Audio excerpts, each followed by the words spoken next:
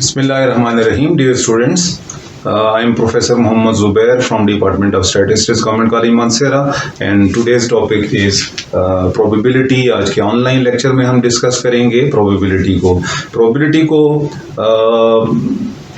Use करने से उसको समझना ज्यादा जरूरी है। अगर आप समझ जाते हैं तो उसका यूज मुश्किल नहीं है। लोग कहते हैं कि प्रोबेबिलिटी एक मुश्किल टॉपिक है, एक मुश्किल टर्म है, लेकिन बात सारी समझने की है। अगर आप समझ जाएं इस टर्म को तो ये समझें कि आप आधे से ज्यादा स्टैटिस्टिक्स सीख जाएंगे। आज अगर आप इस लेक्चर को अगर आप गौर से देखें एंड तक तो आपको कॉन्सेप्ट क्लियर हो जाएगा कि प्रोबेबिलिटी से मुराद क्या है, हम क्या प्रोबेबिलिटी से इसको डिफाइन कैसे करते हैं, इससे कंप्यूट कैसे करेंगे। तो सबसे पहले आते हैं इसके लफ्जी मतलब की तरफ। अगर आप वर्ड प्रोबेबिलिटी को अगर आप इसका सिनोनिम या मुतरादिफ लफ्ज इसका सबसे बेस्ट जो है वो है चांस या इम्कान। तो इम्कान, चांस, हर वो काम, हर वो इवेंट जहाँ पर किसी काम के होने या ना होने का इम्कान मौजूद हो वहाँ प्रोबेबिलिटी इन्वॉल्व होगी।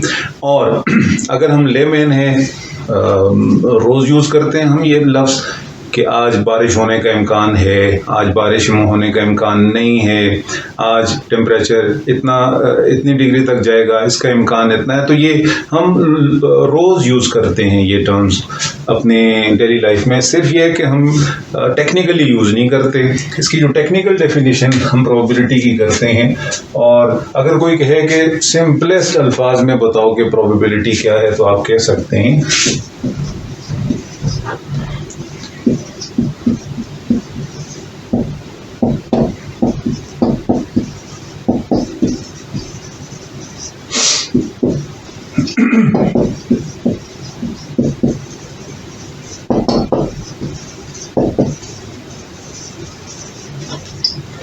Probability is the chance that something will happen. कोई काम होगा उसके चांस को हम probability बोलते हैं। Probability is the chance that something will happen. Probability is the chance of happening something. एक और इसकी जो कॉमन डेफिनेशन है जो बहुत ज़्यादा की जाती है प्रोबेबिलिटी की वो ये है।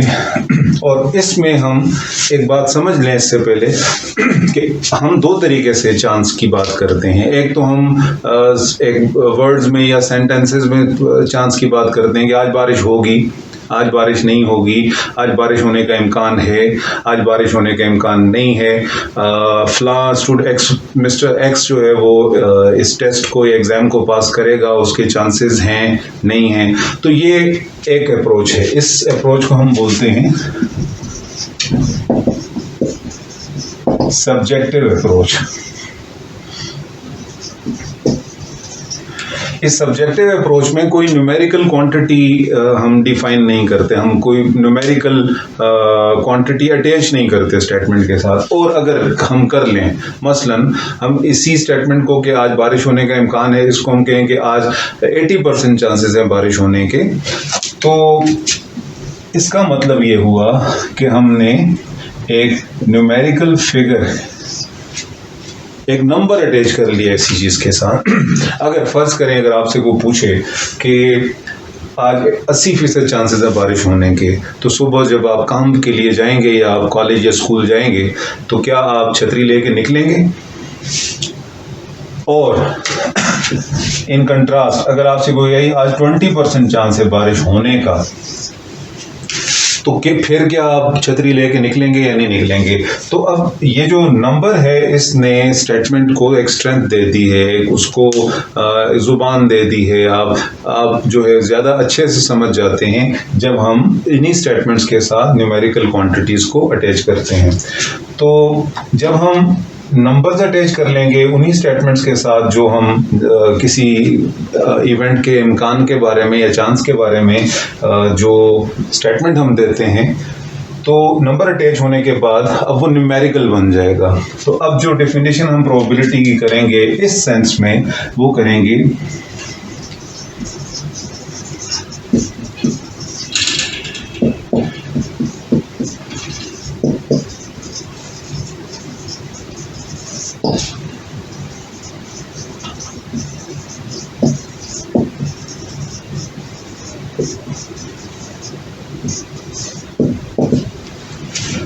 Probability is the numerical measure of uncertainty.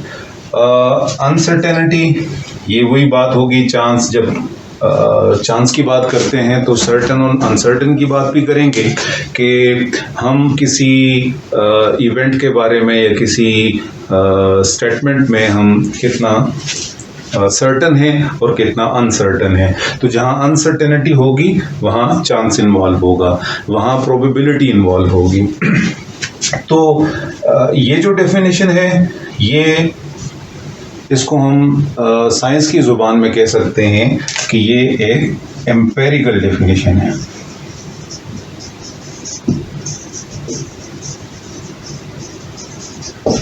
जब भी नंबर्स इन्वॉल्व होते हैं तो हम ये एम्पेरिकल का लफ्ज़ यूज़ करते हैं। जिस तरह केमिस्ट्री में एम्पेरिकल फार्मूला अपने मैट्रिक में पढ़ा होगा, तो ये एम्पेरिकल और ये सब्जेक्टिव अप्रोच है प्रोबेबिलिटी की। अच्छा,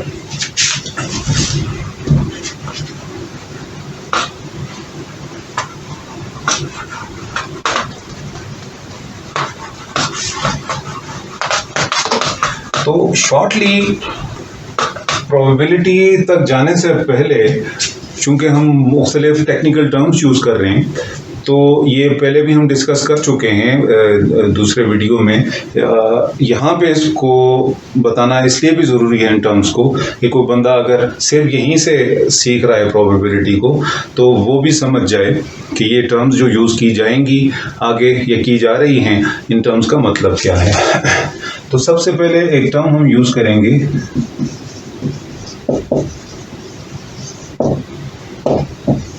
experiment.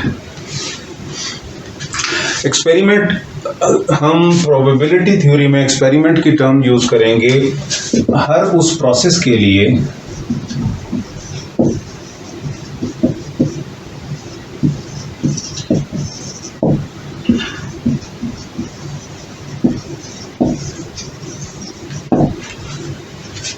any process which generates या which produces data।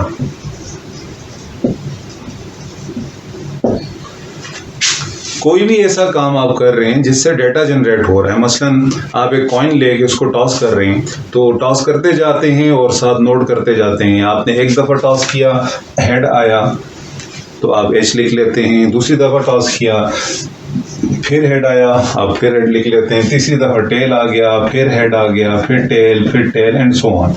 तो हर दफ़ा आपको कोई चीज़ मिलती है।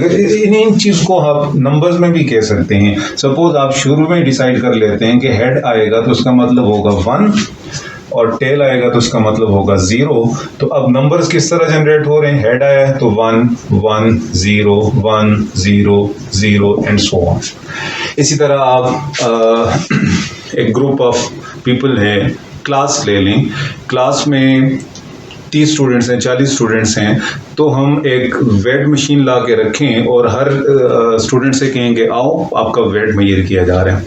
तो जैसे ही कोई स्टूडेंट आएगा, वेट मशीन पे खड़ा होगा, तो उसका वेट जो भी आएगा न्यूमेरिकल क्वांटिटी होगी, जाहिर सी बात है, तो वो न्यूमेरिकल क्वांटिटी हम लिख लेंगे। सपोज उसका वेट है 30 kg या 60 kg है, अगला स्टूडेंट आया उसका है 55 kg एंड सो ऑन। तो ये हर ऑब्जर्वेशन पे, हर दफ़ा ये काम करने पे हमें एक नंबर मिलता है, तो नंबर को हम डेटा बोलते हैं। तो अब डेटा इस फॉर्म में भी हो सकता है, डेटा इस फॉर्म में भी हो सकता है, डेटा काउंट्स भी हो सकते हैं। सपोज आप जाएं जी, पिछले 30 दिनों में एक क्लास में कितने बच्चे, हर रोज़ जितने बच्चे प्रेजेंट थे उनका डेटा लिख लें। तो आप रजिस्टर लेते हैं तो डेट्स के साथ लिख लेते हैं। जैसे फर्स्ट, किसी महीने की फर्स्ट डेट थी तो उस पे 30 स्टूडेंट्स प्रेजेंट थे, सेकंड पे 28 थे, थर्ड पे 25 थे, फोर्थ पे 29 एंड सो ऑन। तो यहाँ भी डेटा जनरेट हो रहा है। तो हर वो प्रोसेस, हर वो काम आप कहीं भी कर रहे हैं जिससे आपको डेटा मिल रहा है, तो उस प्रोसेस को हम कहते हैं एक्सपेरिमेंट। और एक्सपेरिमेंट के साथ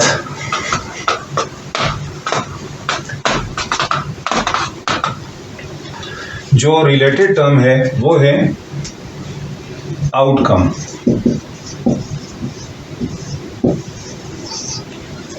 आउटकम या रिजल्ट, आप जब भी एक्सपेरिमेंट को परफॉर्म करेंगे तो आपको जो भी नंबर मिलेगा वो उसका आउटकम होगा। मसलन आप कॉइन टॉस कर रहे हैं, तो जब आप कॉइन टॉस करते हैं तो हेड आ गया, तो ये आउटकम है, ये रिजल्ट है।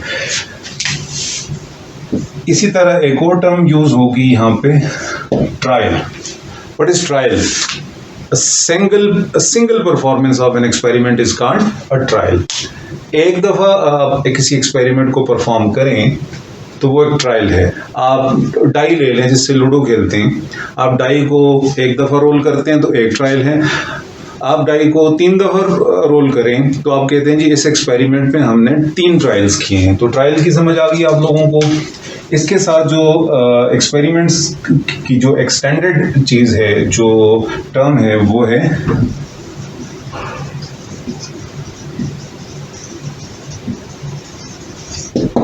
Random experiment. अब रैंडम एक्सपेरिमेंट प्रोबेबिलिटी थ्योरी के लिए सबसे ज़रूरी चीज़ रैंडम एक्सपेरिमेंट है, क्योंकि एक्सपेरिमेंट रैंडम होगा तो उसके जो रिजल्ट्स होंगे उन्हें हम प्रोबेबिलिटी के सेंस में ले सकेंगे। अगर एक्सपेरिमेंट रैंडम नहीं होगा तो हम फिर चांस या उसकी बात नहीं कर सकते। मसलन आपका कॉइन है, उसके दोनों तरफ हेड है, तो आप जब भी टॉस करेंगे तो हेड आएगा।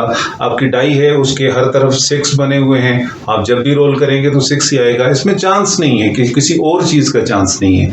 इसी तरह आप क्लास के सारे स्टूडेंट्स की वेट मेजर कर रहे हैं तो एवरेजेस या उसकी कोई न्यूमेरिकल क्वांटिटीज वो तो आप निकाल लेंगे, लेकिन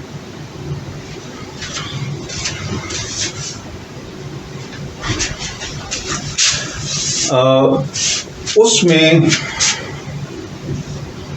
चांस इन्वॉल्व नहीं होगा। चांस उस वक्त इन्वॉल्व होगा अगर इसी चीज को आप इस तरह से ले लें कि आप 30 स्टूडेंट्स में से सबके नाम पर्चियों पे लिखते हैं, एक हैट में डाल लेते हैं, एक बाउल में डाल लेते हैं, उसमें आंखें बंद करके आप 5 निकाल लेते हैं। अब चांस इन्वॉल्व है। अब कोई से 5 स्टूडेंट सिलेक्ट हो सकते हैं। हर स्टूडेंट के जहन में होगा कि शायद मेरा नाम सिलेक्ट हो जाए। अब अगर हम इसको प्रोबेबिलिटी की सेंस में लेते हैं तो हम कहते हैं जी अगर 30 स्टूडेंट्स हैं, सपोज हमारे पास स्टूडेंट्स की तादाद है टोटल 30, उसमें बॉयज हैं 20 और गर्ल्स हैं 10। तो जब हम एक पर्ची उठाएंगे, एक स्टूडेंट को सिलेक्ट करेंगे, तो क्या चांस है, क्या इम्कान है कि वो नाम जो होगा किसी लड़के का होगा, किसी बॉय का होगा। तो वो इम्कान या वो चांस हम प्रोबेबिलिटी की सेंस में जब कैलकुलेट करेंगे तो हम कहेंगे जी चूंकि 20 लड़के हैं, बॉयज हैं, आउट ऑफ टोटल 30, तो ये चांस है 20 आउट ऑफ 30। इसको हम आगे जाके प्रॉपर डेफिनेशन की उसमें भी समझेंगे कि ये हमने ऐसे ही क्यों किया। बहरहाल आप फिलहाल ये टर्म सीख लें।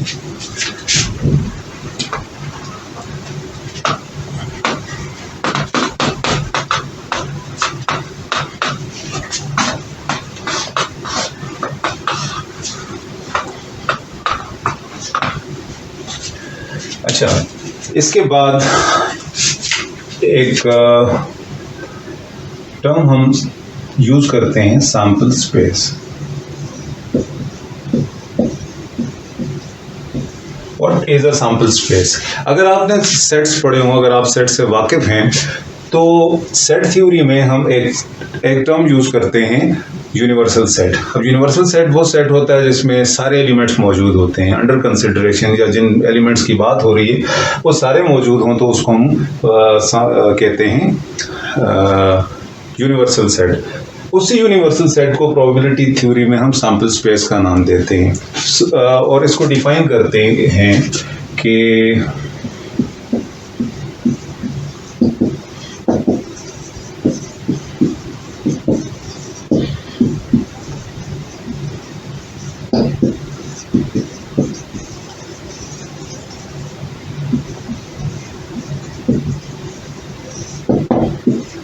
A sample space is a set of all possible outcomes. अब outcomes हम इससे पहले सीख चुके हैं कि outcome है वो रिजल्ट है किसी भी एक्सपेरिमेंट का। कौन से एक्सपेरिमेंट का? रैंडम एक्सपेरिमेंट का। अब random experiments, simple random experiments जो हैं, 3 एक्सपेरिमेंट्स अगर आप सीख जाएं तो आप प्रोबेबिलिटी को ग्रैब कर लेंगे, प्रोबेबिलिटी का कॉन्सेप्ट ग्रैब कर लेंगे। वो 3 एक्सपेरिमेंट है, एक है कॉइन टॉसिंग,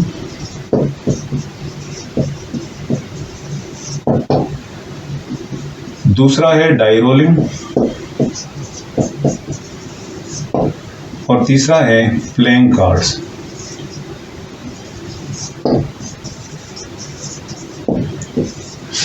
प्लेइंग कार्ड या ordinary deck of playing card, जिससे आप ताश खेलते हैं, उसको अगर आप सीख जाएं तो आप प्रोबेबिलिटी की का जो कॉन्सेप्ट है वो आपकी समझ में आ सकता है। अच्छा, अब कॉइन टॉसिंग क्या है? कॉइन टॉसिंग एक एक्सपेरिमेंट है, क्योंकि हर दफ़ा जब आप कॉइन टॉस करेंगे तो आपको कुछ रिजल्ट मिलेगा, कोई आउटकम मिलेगा। वो कितने आउटकम होंगे? अगर आप एक कॉइन टॉस कर रहे हैं तो आपको या तो मिलेगा हेड या मिलेगा टेल।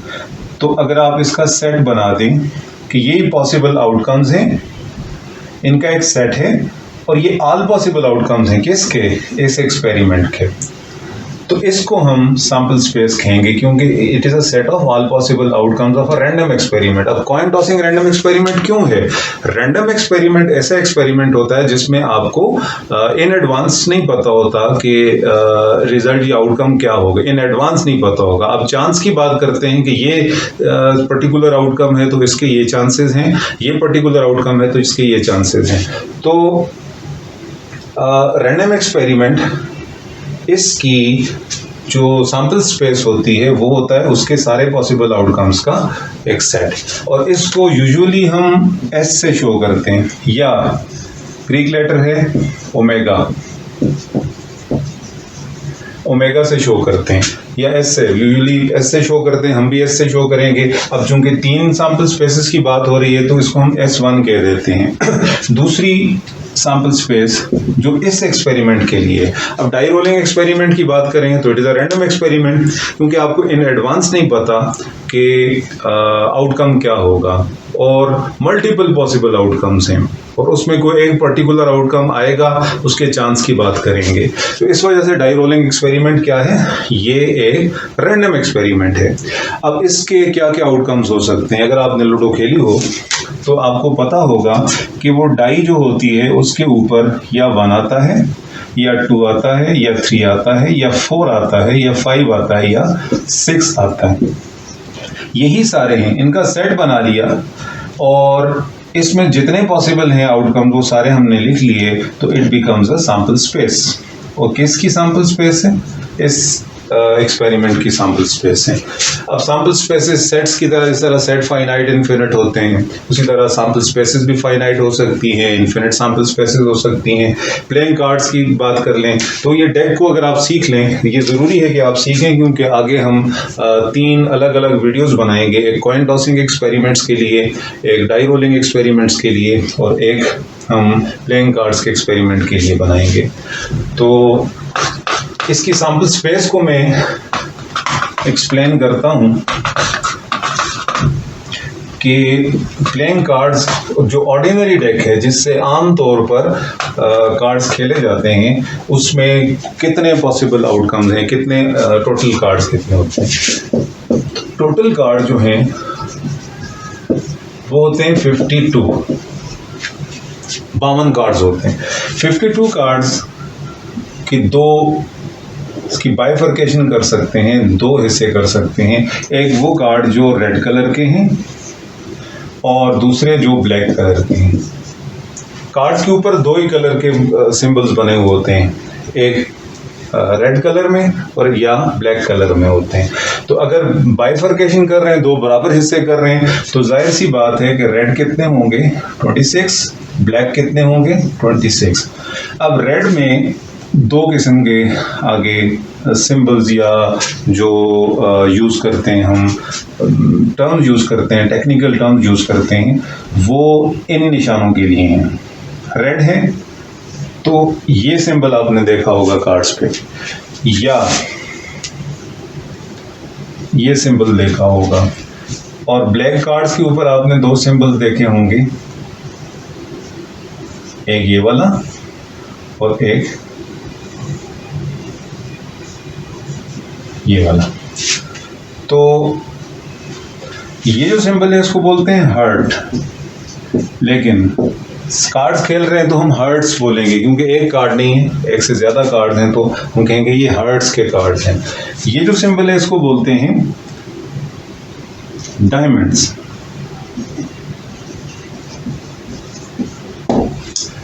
ये सिंबल है इसको बोलते हैं क्लब्स, और ये हैं इन कार्ड्स को बोलेंगे spades. Hearts, diamonds, clubs, spades. अब फिर बराबर बराबर हिस्से हैं। अब 26 हैं तो इसका मतलब बराबर बराबर अगर करें तो 13 क्लब्स के होंगे और 13 स्पेड्स के होंगे। इसी तरह हर्ट्स के भी 13 कार्ड्स होंगे और डायमंड्स के भी 13 कार्ड्स होंगे। अब ये 13 कार्ड्स कौन से होंगे? सबसे पहले 1 किसी कार्ड के ऊपर नहीं लिखा हुआ होता। 1 की जगह जो कार्ड होता है उसको बोलते हैं एस, ACES, ये का भी बोल सकते हैं। फिर नंबर कार्ड्स आते हैं 2, 3, 4, 5, 6, 7, 8, 9, 10। 10 के बाद अगला कार्ड होता है जे, लिखा होता है जैक, फिर क्वीन, फिर किंग। ये जो 3 किस्म के कार्ड्स हैं, जैक, क्वीन, किंग, इनके ऊपर पिक्चर्स बनी हुई होती हैं, इनको बोलते हैं पिक्चर कार्ड्स या फेस कार्ड्स। और एस जो है ये एसेस हैं, इनके ऊपर पिक्चर नहीं है लेकिन ये नंबर कार्ड भी नहीं है। नंबर कार्ड्स आपके होंगे ये वाले 2 से लेके 10 तक। अच्छा, अब 13 पूरे होते हैं या नहीं? 1, 2, 3, 4, 5, 6, 7, 8, 9, 10, 11, 12, 13। इसका मतलब ये 13 कार्ड हर्ट्स के होंगे, यही 13 कार्ड डायमंड्स के होंगे, यही 13 क्लब्स के और यही 13 स्पेड्स के होंगे। इस तरह आपके जो एसेस हैं वो 13 होंगे, टूज जो हैं वो भी 4 होंगे एसेस। 4 टूज होंगे, 4 थ्रीज होंगे, और इसी तरह किंग्स तक आपके 4 कार्ड होंगे। 4 किंग्स में से एक किंग होगा हर्ट्स का, एक किंग होगा डायमंड का, एक होगा क्लब्स का, एक होगा स्पेड्स का। तो 4 किंग्स, 4 ऐसे, हर कार्ड 4 दफा आएगा। तो इनकी तादाद याद रखें, क्योंकि जब प्रोबेबिलिटी के जो क्वेश्चंस होंगे उनमें आपसे यही पूछा जाएगा कि आप डेक को शफल करते हैं, फैंटी लगाते हैं और उसमें से एक रैंडमली पिक कर लेते हैं, कितने चांसेस हैं कि वो एक किंग होगा। अब आपको याद होना चाहिए कि किंग्स हैं कितने, टोटल कार्ड्स कितने हैं, किंग्स कितने हैं। टोटल कार्ड्स का मतलब ये आपकी सैंपल स्पेस है जिसमें सारे कार्ड्स मौजूद हैं, और वो कार्ड जिनमें आप इंटरेस्टेड हैं वो कितने हैं। तो अब जब हम प्रोबेबिलिटी को डिफाइन करने जाएंगे तो हम इसको डिफाइन करते हुए ये 2 टर्म्स यूज करेंगे कि हम इंटरेस्टेड कितनों में हैं और टोटल कितने हैं। तो ये तो होगी sample space ordinary deck of playing cards की। अच्छा, सैंपल स्पेस के साथ एक और टर्म यूज होती है, वो होती है event. What is an event? अभी मैंने इवेंट की बात की कि कोई इवेंट अकर करेगा, कोई इवेंट के अगर करने के चांसेस या प्रोबेबिलिटी है नहीं है। तो ये इवेंट की जो टर्म यूज होगी, what is an event? An event is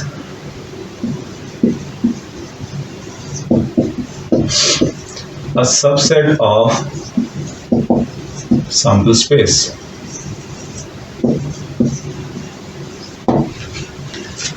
event क्या है? सैंपल स्पेस का सबसेट होता है। जिस तरह सेट्स हैं, जाहिर है सैंपल स्पेस भी एक सेट है, तो उसका सबसेट होगा, कोई भी सबसेट होगा उसको हम इवेंट बोलेंगे। अगर आप कॉइन टॉसिंग एक्सपेरिमेंट की बात करें तो उसकी सैंपल स्पेस है HT। अगर आप सिर्फ हेड्स में इंटरेस्टेड हैं तो एक सेट बना लें जिसमें इंटरेस्टेड हैं सिर्फ वही वाले आउटकम लिखते हैं हेड। तो ये एक इसका सबसेट है तो सबसेट्स को वैसे इवेंट्स को हम ए बी सी, ये जो लैटिन लेटर्स हैं कैपिटल, इनसे शो करते हैं, तो इसको हम ए से शो कर लेंगे। अगर आप टेल में इंटरेस्टेड हैं और आपको टेल चाहिए तो आपका जो इंटरेस्ट का इवेंट है वो है टेल, तो ये आ गया बी। इसी तरह सैंपल स्पेस ले लें डाई रोलिंग एक्सपेरिमेंट की, 1 2 3 4 5 6 ये हैं। और अगर आप डाई रोल करते हैं और आप कहते हैं जी कि मैं जीतूंगा जब इवन नंबर आएगा, तो इवन नंबर्स इसमें से कौन कौन से आ सकते हैं, ई से शो कर लेते हैं इस सेट को। इवन नंबर्स हैं 2 4 6, तो ये इसका सबसेट है। इस वजह से बाय डेफिनेशन ये एक इवेंट है, बाय डेफिनेशन ये एक इवेंट है, बाय डेफिनेशन ये एक इवेंट है। तो इवेंट क्या होगा, आपकी सैंपल स्पेस का सबसेट होगा, उसको हम बोलेंगे इवेंट। अच्छा, इवेंट्स में दो इंपॉर्टेंट किस्म की टर्मिनोलॉजीज यूज होती हैं। अच्छा, इसमें एक चीज पहले आप सीख लें कि इवेंट अकर कर भी सकता है, नहीं भी कर सकता। एक ऐसा इवेंट जो अकर नहीं कर सकता उसको बोलते हैं नल इवेंट, और इसको 5 से एम्प्टी सेट से शो करते हैं। An event that never occurs is called a null event. मतलब आप पॉइंट टॉस कर रहे हैं, आपके इन छक्का आ जाएगा, तो नहीं आ सकता छक्का, जाहिर है वो पॉसिबल नहीं है आना। या आप डाई रोल कर रहे हैं तो आप कहते हैं जी डाई रोल करें और 10 आ जाए, तो 10 नहीं आएगा एक सिंगल डाई के ऊपर, क्योंकि वो है ही नहीं। तो इस वजह से ये इवेंट अगर जो ना कर सके उसको हम बोलते हैं नल इवेंट। और ऐसा इवेंट जो हमेशा अगर करे, मसलन आप कॉइन टॉस कर रहे हैं, आप कहते हैं जी हेड या टेल आए, तो हेड या टेल तो आएंगे ही आएंगे, उन्होंने तो अकर करना ही करना है क्योंकि तो हैं ही वो पॉसिबल। या आप सैंपल स्पेस की बात करते हैं, सैंपल स्पेस ऑलवेज अकर्स, ऐसे इवेंट को हम बोलते हैं श्योर इवेंट, और इसको एस से शो करते हैं क्योंकि ये सैंपल पूरी सैंपल स्पेस को शो करता है। सैंपल स्पेस के जो इवेंट्स, सैंपल स्पेस के आउटकम्स हैं वो हमेशा अकर करेंगे। तो ये दो बातें होगी, नल इवेंट और श्योर इवेंट। अच्छा, इवेंट में आगे चलें तो एक टर्म यूज करते हैं हम,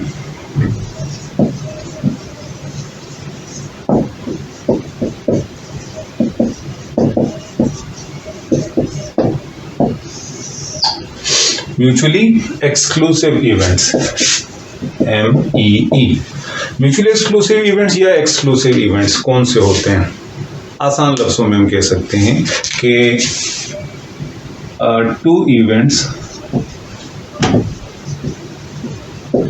A एंड B, नाम दे देते हैं उनको, are mutually exclusive events if they cannot both occur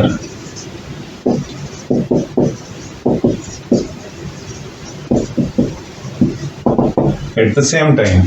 दो इवेंट अगर at the same time occur ना कर सकें तो उन्हें हम बोलते हैं म्यूचुअली एक्सक्लूसिव इवेंट्स। बहुत आसान है, डेफिनेशन से मुश्किल लग रहा होगा, लेकिन वैसे अगर आप कॉइन टॉस कर रहे हैं, सिंपल एक्सपेरिमेंट है, रैंडम एक्सपेरिमेंट, उसकी एग्जांपल लेते हैं। आप कॉइन टॉस करते हैं, आप कहते हैं जी हेड आए या टेल आए। अब दोनों एक साथ नहीं आ सकते, हेड और टेल दोनों एक साथ नहीं आ सकते। इस वजह से हेड आना एक इवेंट, टेल आना एक दूसरा event, both can not occur at the same time, so the two events are called mutually exclusive events. इसी तरह आप डाई रोलिंग एक्सपेरिमेंट की बात करते हैं तो आप कहते हैं जी इवन नंबर आए और ऑड भी आ जाए, तो क्या इवन और ऑड एक साथ आ सकते हैं? नहीं आ सकते, क्योंकि या तो इवन आएगा या ऑड आएगा। तो इवन नंबर आना एक इवेंट है, ऑड नंबर आना एक और इवेंट है। ये दोनों इवेंट एक साथ अकर नहीं कर सकते, इस वजह से हम कहते हैं कि ये दोनों इवेंट्स जो है म्यूचुअली एक्सक्लूसिव इवेंट्स हैं। दो से ज़्यादा भी हो सकते हैं। मसलन आप कार्ड्स की बात करते हैं तो आप कार्ड्स को शफल करके उसमें से कार्ड ड्रॉ करते हैं और आप कहते हैं जी ये कार्ड ब्लैक भी है और रेड भी है। Is it possible? No, simply it is not possible. क्यों? कि या तो रेड आएगा या ब्लैक आएगा, आपके हाथ में ये कोई एक कार्ड होगा, दोनों एक साथ अकर नहीं कर सकते। तो रेड कार्ड का ड्रॉ होना या ब्लैक कार्ड का ड्रॉ होना, they are mutually exclusive events. इसी तरह आप कहते हैं जी आप कार्ड ड्रॉ करें और वो किंग हो और क्वीन भी हो, इट इज़ नॉट पॉसिबल। लेकिन कार्ड रेड हो और किंग हो, ये दोनों इवेंट्स एक साथ हो सकते हैं। क्यों? कि दो कार्ड्स ऐसे हैं डेक में, दो किंग्स ऐसे हैं जो रेड हैं, तो अगर वो आपके हाथ में रेड किंग आ गया तो आप कह सकते हैं कि किंग भी है और रेड भी है, तो रेड कार्ड आना एक इवेंट है, किंग आना एक और इवेंट है, ये दोनों एक साथ अगर कर सकते हैं तो ऐसे इवेंट्स को हम बोलते हैं non mutually exclusive events. Die rolling experiment में आप कहें जी इवन नंबर आए या छक्का आ जाए, 6 आ जाए, तो आ सकते हैं कि एक ऐसा नंबर आ जाए जो इवन भी है और 6 भी है, मुमकिन है, तो इसका मतलब ये नॉन म्यूचुअली एक्सक्लूसिव इवेंट्स हैं। तो अब जो म्यूचुअली एक्सक्लूसिव और नॉन म्यूचुअली एक्सक्लूसिव इवेंट्स हैं, आप उनको इस सेंस में, अगर सेट की सेंस में लें तो आप कह सकते हैं कि म्यूचुअली एक्सक्लूसिव इवेंट्स में कॉमन नहीं होता कुछ भी, इस वजह से दोनों एक साथ अकर नहीं कर सकते। अगर आप सैंपल स्पेस डाई की बनाते हैं और आप इवन नंबर्स की का इसका एक इवेंट निकालते हैं, इसका सबसेट निकालते हैं, इवन नंबर 2, 4, 6, और एक और है, सपोज बी एक इवेंट है कि छक्का आ जाएगा, ये भी इसका सबसेट है, ये भी इवेंट है। क्या ई और बी ये दो इवेंट्स एक साथ अगर कर सकते हैं? यस।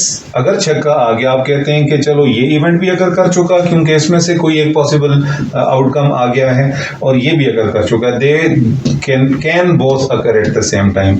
लेकिन ऑड नंबर्स 1, 2, 3 1, 3, 5 ये ऑड नंबर्स हैं, ये इवेंट ई और ओ ये एक साथ अगर नहीं कर सकते, कोई भी ऐसा नंबर नहीं है जो इन दोनों में कॉमन हो, सेट्स में कॉमन हो, तो हम कह सकते हैं कि ई और ओ का इंटरसेक्शन एम्प्टी सेट है, दोनों में कॉमन कुछ भी नहीं है। इस वजह से ये दोनों इवेंट्स एक साथ अगर नहीं कर सकते तो इन्हें बोलते हैं म्यूचुअली एक्सक्लूसिव। अच्छा, अब आते हैं डेफिनेशंस ऑफ प्रोबेबिलिटी की तरफ या अप्रोचेस ऑफ प्रोबेबिलिटी की तरफ कि प्रोबेबिलिटी की कितनी डिफरेंट अप्रोचेस हैं स्टैटिस्टिक्स के अंदर। तो बेसिकली प्रोबेबिलिटी जो हमने शुरू में भी डिस्कस किया था कि इसकी जो दो तरीकों से इसको डिफाइन किया जाता है, एक है इसकी ऑब्जेक्टिव अप्रोच, दूसरी है इसकी सब्जेक्टिव अप्रोच। पहले हम इसको डिस्कस करते हैं ऑब्जेक्टिव अप्रोच को, कि ऑब्जेक्टिव अप्रोच क्या है, और सब्जेक्टिव को एंड पे थोड़ा सा हम एक टच दे देंगे। ऑब्जेक्टिव अप्रोच में न्यूमेरिकल क्वांटिटीज़ इन्वॉल्व हैं, एम्पेरिकल डेफिनेशंस हैं, इसमें क्वांटिटीज़ हैं, तो इसको मज़ीद आगे 3 डेफिनेशंस की गई हैं, जो जैसे जैसे जो प्रोबेबिलिटी का सब्जेक्ट था या प्रोबेबिलिटी का कॉन्सेप्ट था ये इवॉल्व होता गया, वैसे वैसे इसकी मॉडर्न डेफिनेशंस आती रही। तो इसमें पहली अप्रोच है क्लासिकल और अप्रायरी अप्रोच। क्लासिकल या पुरानी या अप्रायरी कुछ भी कह सकते हैं इसको। ये इसकी एक डेफिनेशन है, इसमें कुछ टर्म्स हैं, टेक्निकल टर्म्स हैं, जिनकी वजह से ये एक वीक डेफिनेशन बनी, और उसके बाद फिर इसको इम्प्रूव करना पड़ा स्टैटिस्टिशियंस को। ये कहता है कि if a random experiment can produce an mutually exclusive and equally likely events, and if M out of these outcomes are favorable to the occurrence of a certain event A, then probability of event A denoted by probability of A is defined as probability of A is M over N. What is M? M क्या है कि total जो outcomes है produce N mutually exclusive and equally likely events, ये total outcomes है, इसको हम sample space के टोटल पॉइंट्स भी बोल सकते हैं। ये n है, और m क्या है? m are the outcomes that are favourable to the occurrence of a certain event A। तो मतलब कि कोई एक इवेंट है, स्पेसिफिक इवेंट जिसमें हम इंटरेस्टेड हैं, उसके कितने आउटकम्स हैं, वो हैं फेवरेबल आउटकम्स और टोटल आउटकम्स है। तो फेवरेबल आउटकम्स को टोटल आउटकम्स पर डिवाइड कर लें तो जो क्वांटिटी हमें मिलेगी उसको लेप्लेस ने डिफाइन किया या उसने नाम दिया probability of an event A का। अब इसको आप एग्जाम्पल से कैसे समझेंगे?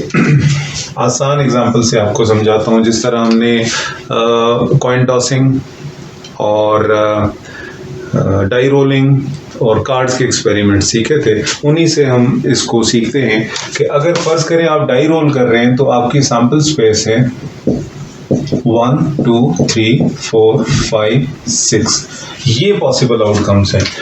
N mutually exclusive and equally likely events. Equally likely का क्यों? इक्वली लाइकली का मतलब आप जब भी डाई रोल करते हैं तो उसमें जितने चांसेस 1 आने के हैं उतने ही 2 आने के हैं, उतने ही 3 आने के हैं और उतने ही 4 5 और 6 सबके बराबर चांसेस हैं। सबके चांसेस बराबर होने की वजह से इनको बोलते हैं इक्वली लाइकली इवेंट्स या इक्वली लाइकली आउटकम्स। कितने हैं? ये है इसकी तादाद n is the number of outcomes.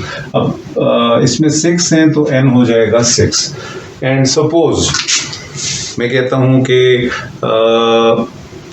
मैं एक डाई रोल करूं तो आप जीतेंगे कि अगर इवन आ गया तो आप जीतेंगे, ऑड आ गया तो मैं जीतूंगा।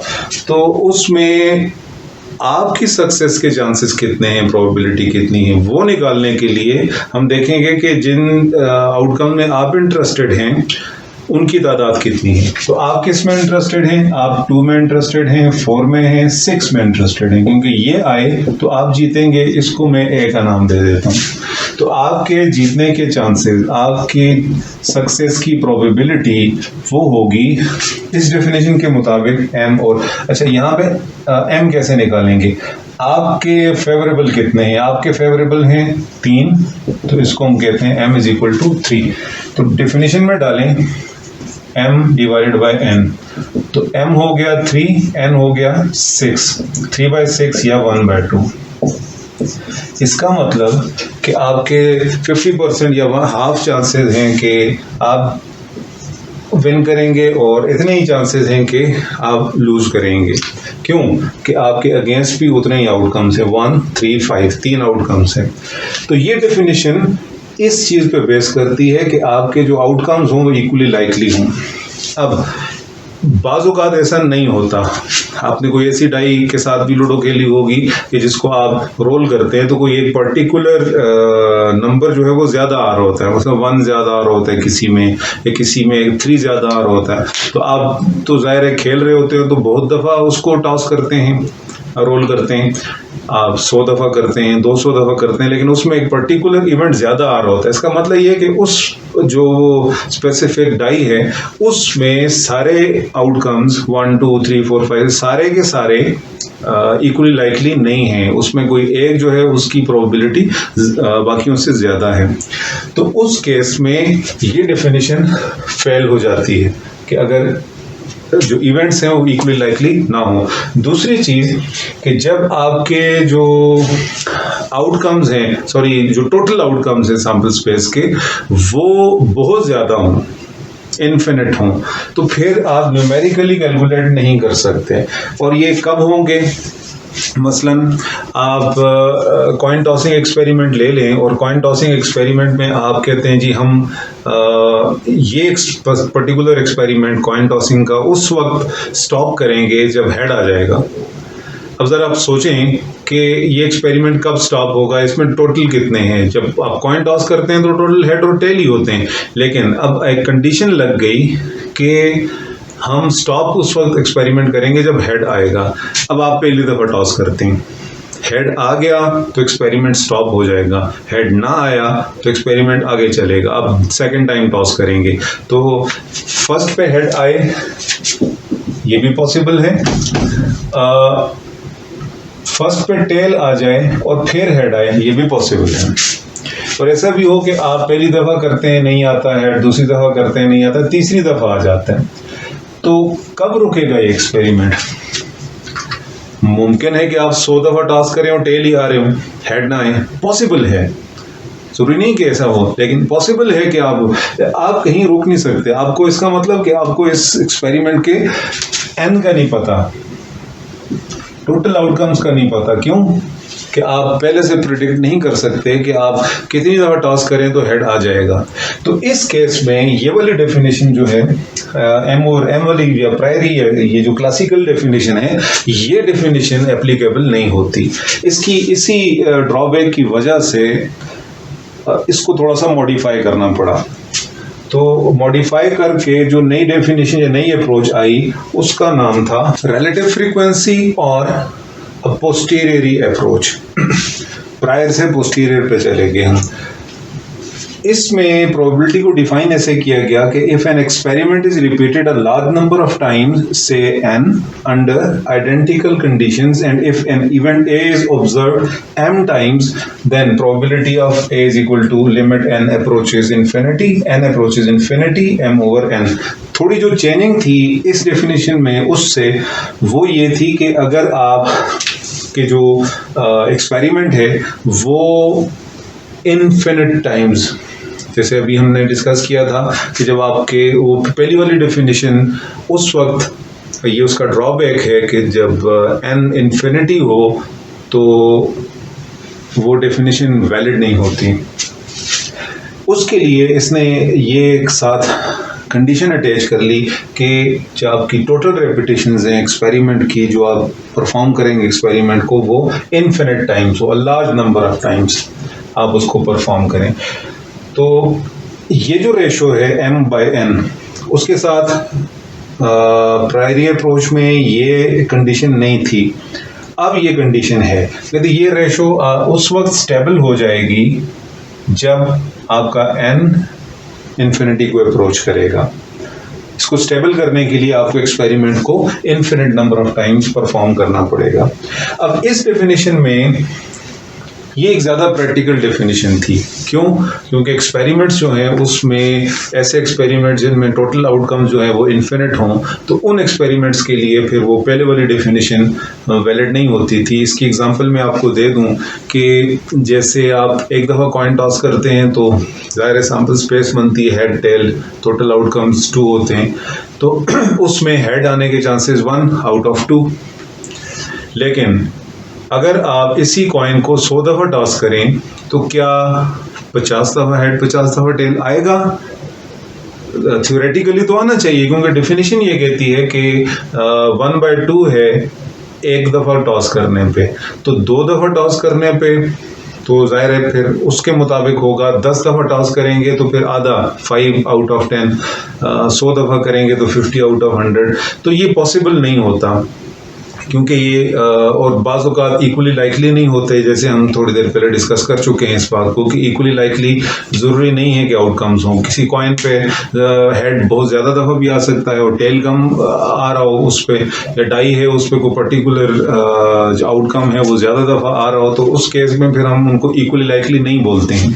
यहाँ इक्वली लाइकली की कंडीशन तो हटा दी गई, लेकिन एक कंडीशन इसके साथ फिर भी अटैच थी, under identical condition. Identical condition में ये है कि आप एक्सपेरिमेंट को परफॉर्म जब भी करेंगे तो कंडीशन सेम होंगी। मसलन कॉइन टॉस कर रहे हैं तो उतनी हाइट पे जाए, उतनी फ्लिप्स हों, मतलब हर दफ़ा सेम कंडीशन जो है वो आप प्रोवाइड करें एक्सपेरिमेंट में और फिर एक्सपेरिमेंट को परफॉर्म करें। दिस इज़ नॉट पॉसिबल कि हर दफ़ा कंडीशन सेम हो।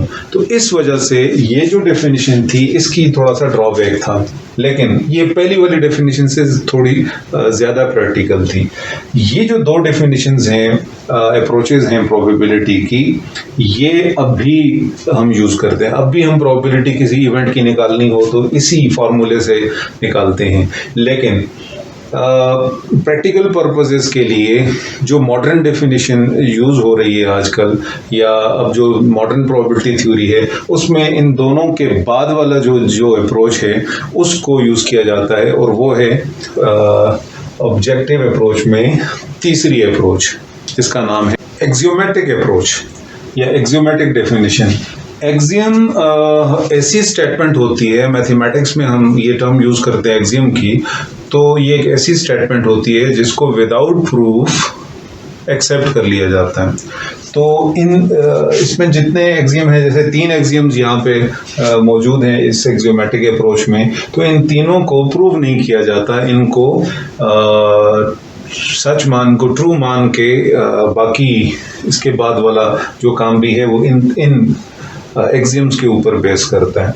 तो ये 3 एक्सियम्स हैं। पहला एक्सियम है, पहली जो स्टेटमेंट है ये है कि कोई भी इवेंट होगा, जैसे हम ए कहा था या ई कह दिया, बी कहते हैं, कोई भी इवेंट का नाम हम रख सकते हैं। तो आई इसलिए कहा है कि E1, E2, E3 बहुत सारे इवेंट्स हो सकते हैं। तो कोई ith इवेंट है उसकी प्रोबेबिलिटी होगी 0 और 1 के दरमियान में, मतलब मिनिमम प्रोबेबिलिटी है 0 कि इवेंट अगर नहीं करेगा और मैक्सिमम प्रोबेबिलिटी है 1 कि इवेंट अगर करेगा ही करेगा। और वो कौन सा इवेंट होगा, ये दूसरा एग्जाम है कि probability of S is equal to 1। एक इवेंट है S जिसको हम बोलते हैं श्योर इवेंट, ये हम डिफाइन कर चुके हैं इसको। श्योर इवेंट या सैंपल स्पेस की प्रोबेबिलिटी हमेशा 1 होगी, टोटल प्रोबेबिलिटी इसको बोलते हैं। तीसरा एक्सियम है कि अगर 2 म्यूचुअली एक्सक्लूसिव इवेंट्स हों A और B, तो हम प्रूव नहीं करेंगे, विदाउट प्रूफ हम उनकी A यूनियन B प्रोबेबिलिटी के या A अगर करेगा या B अगर करेगा, इनकी प्रोबेबिलिटी को हम कह सकते हैं probability of A plus probability of B से कंप्यूट कर सकते हैं। तो ये 3 एक्सियम्स हैं जिनकी बेस पर ये डेफिनेशन प्रपोज की गई थी। और किसने प्रपोज की गई थी, ये रशियन मैथमेटिशियन था कलमोग्रोव। इसने 1933 में प्रपोज की थी ये डेफिनेशन और अभी यूज हो रही है प्रोबेबिलिटी थ्योरी में और इसी की बेस पे बाकी कैलकुलेशन भी की जाती हैं। तो इसको एक एग्जांपल से समझ लें ताकि ये हमारी जो ऑब्जेक्टिव अप्रोच है ये कंप्लीट हो जाए। आप एक्सपेरिमेंट कोई भी ले लें, मसलन कोई डाई रोलिंग एक्सपेरिमेंट ले लें, उसमें एक इवेंट ले लें कि इवन नंबर अगर करेगा। तो इवन नंबर का अगर करना उसको हम इवेंट ई से शो कर देते हैं, जैसे यहाँ ई से शो किया हुआ। अब इसमें सैंपल स्पेस क्या है, वही S 1 2 3 4 5 6। अब इसके कितने आउटकम्स हैं, 6। और इसकी जो प्रोबेबिलिटी होगी वो होगी probability of S is equal to 6 out of 6। 6 out of 6 है 1। तो ये प्रोबेबिलिटी ऑफ श्योर इवेंट है जिसको हम सैंपल स्पेस भी बोलते हैं। अब अगर तीसरा एक्सियम इसके ऊपर कैसे अप्लाई करोगे कि अगर आपके पास 2 इवेंट्स A और B हैं, सपोज करें कि आपका A इवेंट है 2 4 6 कि इवन नंबर आएगा, दूसरा इवेंट है कि ऑड नंबर आएगा। तो अब ये म्यूचुअली एक्सक्लूसिव हैं या नहीं है। तो आपको पता है कि म्यूचुअली एक्सक्लूसिव इवेंट्स वो होते हैं जो एक साथ अकर नहीं कर सकते। तो it is not possible to get an even number as well as an odd number simultaneously. तो ये दोनों एक साथ अगर नहीं कर सकते तो बाय डेफिनेशन ये म्यूचुअली एक्सक्लूसिव इवेंट्स हैं। तो इसलिए हम इन दोनों इवेंट्स को यहाँ पर तीसरे एक्सियम को चेक करने के लिए, समझने के लिए यूज कर सकते हैं। चूंकि ये म्यूचुअली एक्सक्लूसिव हैं, इस वजह से इनकी प्रोबेबिलिटीज का आप निकालेंगे या इवन या ऑड नंबर आएगा। कि जो और का लफ्ज यूज होता है आपको पता है कि यूनियन के लिए सेट्स में यूज होता है, ए और बी। तो आप डायरेक्टली एक्सियम यूज करेंगे क्योंकि ये म्यूचुअली एक्सक्लूसिव हैं। Probability of A plus probability of B. Probability of A कितना है, अगर आप सिंपल वाली डेफिनेशन, क्लासिकल डेफिनेशन पे जाएं तो इसमें आउटकम्स हैं 3 आउट ऑफ 6 और बी के हैं 3 आउट ऑफ 6। तो इनकी आप प्रोबेबिलिटीज को सम कर सकते हैं। 3/6 प्लस 3/6 ऐड कर लें, 6 एलसीएम 6/6 या 1 आ जाएगा। तो म्यूचुअली एक्सक्लूसिव इवेंट्स के लिए थर्ड एक्सियम यूज करेंगे। तो ये 3 अप्रोचेज हैं प्रोबेबिलिटी की ऑब्जेक्टिव अप्रोच में, जिसमें न्यूमेरिकल क्वांटिटी, अब जितनी भी डेफिनेशन आपने देखी हैं उसमें फार्मूले यूज हुए हैं और फार्मूले सारे न्यूमेरिकल क्वांटिटीज की बेस पर चलते हैं। जो हमारी लास्ट डेफिनेशन है, ये जो अप्रोच है इसको हम बोलते हैं सब्जेक्टिव अप्रोच। इसको एज सच हम इतना वेट नहीं देते क्योंकि ये एक, इसको बोलते हैं पर्सनलिस्टिक अप्रोच।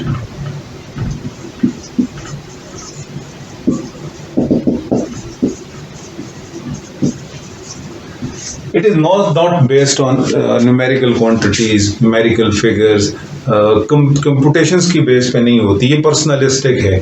मसलन मैच हो रहा है पाकिस्तान का और ऑस्ट्रेलिया का, तो एक बंदा कहेगा कि पाकिस्तान के जीतने के चांसेस ज़्यादा हैं और दूसरा कहेगा नहीं ऑस्ट्रेलिया के जीतने के चांसेस ज़्यादा। ये उनकी पर्सनलिस्टिक अप्रोच है कि वो किस चीज़ में बिलीव करते हैं। उनका जो डिग्री ऑफ बिलीफ है, जो उनकी स्ट्रेंथ है बिलीफ की, वो डिटरमिन करती है प्रोबेबिलिटी को इसमें, क्योंकि यहाँ न्यूमेरिकल क्वांटिटीज इन्वॉल्व नहीं है। इसमें हम एक एग्जांपल ये ले सकते हैं कि मैं कहता हूँ जी आज जो बादल आए हुए हैं तो बारिश होगी, दूसरा कहता है हाँ वाकई होगी। तो जो वाकई होगी है उसका ज़रा स्ट्रेंथ या डिग्री ऑफ बिलीफ ज़्यादा है दूसरे से, लेकिन इसमें कोई न्यूमेरिकल क्वांटिटी इन्वॉल्व नहीं है। तो इस किस्म की जब अप्रोच यूज़ करते हैं प्रोबेबिलिटी को समझने के लिए, प्रोबेबिलिटी को डिफाइन करने के लिए, तो ये सब सिंपली सब्जेक्टिव अप्रोच है। और इसको हम फिर आगे जाके प्रोबेबिलिटी थ्योरी में, डिस्ट्रीब्यूशन थ्योरी आगे हम जाके डिस्कस करेंगे, उसमें इस अप्रोच को यूज़ नहीं करेंगे क्योंकि इसमें न्यूमेरिकल क्वांटिटीज़ इन्वॉल्व नहीं होती है। तो आज हमने प्रोबेबिलिटी को डिफ़ाइन किया, इसमें डिफरेंट टर्मिनोलॉजीज़ जो यूज़ होती हैं उनको हमने डिफ़ाइन किया कि वो जब आएंगी तो उनका मतलब क्या होगा। फिर हमने डिफरेंट अप्रोचेस प्रोबेबिलिटी की, कि प्रोबेबिलिटी को जो डिफ़ाइन करने वाले लोग हैं जब स्टार्ट में डिफ़ाइन हुई थी तो कैसे हुई थी, फिर उसके बाद उसमें इवॉल्व होके डेफिनेशन क्या बनी और फिर एक्सियोमेट्रिक डेफिनेशन तक हम पहुँचे। तो आई होप कि आप लोगों का माइंड जो है वो प्रोबेबिलिटी की तरफ उसका रुझान हो गया होगा, और इतना आप समझ गए होंगे कि जब हम आगे जाके एक्सटेंसिव एक्सपेरिमेंट्स और ज़्यादा कॉम्प्लेक्स एक्सपेरिमेंट्स को डिस्कस करेंगे तो उसमें आप लोगों को कोई परेशानी नहीं होगी। Thank you very much.